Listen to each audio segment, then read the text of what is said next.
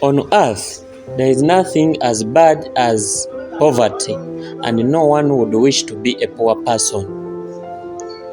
But the question is, do we really understand what poverty is? Do we have a complete knowledge about poverty? The answer could be no. Many people believe that having a lot of money on a bank account, that is being wealthy, or that is being rich. I think at a certain extent they are wrong. I tried to look for ideas of those people whom we call wealth or well-off, what they have to say about poverty. For them, they think or they believe poverty is a state of mind.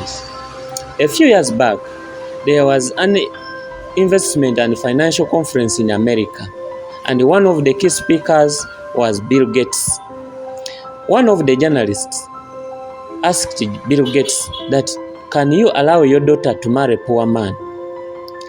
This question made everyone laugh, but Bill Gates had an answer, and this was his reply. He said,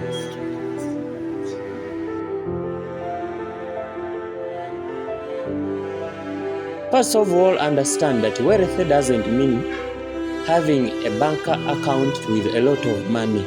Wealth is the ability to create wealth. For example, someone who wins money at the game, even making 100 million, is not a rich man, is a poor man with a lot of money. This is why 90% of lottery millionaires are poor again after 5 years. You also have rich people who are broke. For example, entrepreneurs. They already on the way to wealth, even if they don't have money, because they develop their financial intelligence, and that is wealth. What is the difference between the rich and the poor? If you see a younger man deciding to graduate, learn new things, constantly improving himself, know that he is a rich man.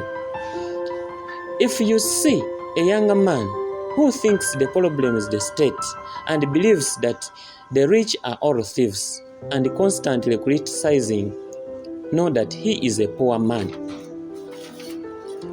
The rich are convinced that they only need information and training to start. The poor think others should give them money to start.